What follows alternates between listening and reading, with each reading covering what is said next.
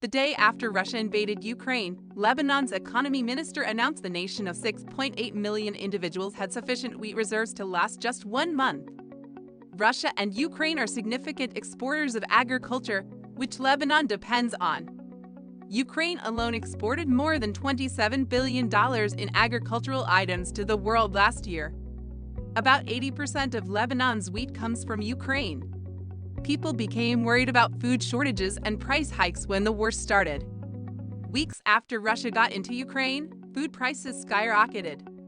The intrusion sent ripples beyond the immediate dispute zone, breaking supply chains and developing food scarcities as two of the world's biggest food exporters bought. In response, Egypt's prime minister fixed bread rates. Bangladesh released an across-the-country food subsidy program, and customers in Indonesia saw a favorite instant noodle dish headed out of stock. In Lebanon, people relied on desperate procedures. Some families have turned to selling their personal belongings to use the money to buy food.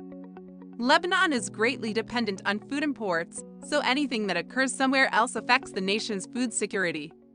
The war between Russia and Ukraine has caused disastrous surges in food like cooking oil, wheat, and some kinds of grains. Food-blessed Lebanon has seen a boost in demand in the last couple of weeks. This occurs when worldwide food prices are at record highs and costs in Lebanon have increased by 1,000%. This is playing out around the world. Global food costs shot up 12% between February and March. Things were terrible before the war, but now they are worse. Before the Ukrainian war, we saw a spike in fuel costs, food costs, and shipping costs. These challenges have implied the WFP has had to draw back on food provisions for 4-5 million individuals who depend on the company for support. It is currently planting season in Ukraine, but many of the nation's farmers aren't tending to their fields. The UN alerted Ukraine might not be able to gather crops, brand new plants, or sustain animals production after an evaluation of 19 of the country's 24 areas. Ukrainian President Volodymyr Zelensky has advised farmers still on their land to plant as numerous crops as possible in the spring. The WFP is currently focused on the emergency that the war has caused.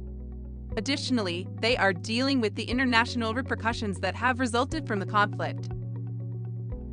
Stay tuned with us and check back for more information by subscribing to this channel, and don't forget to turn on the bell notifications.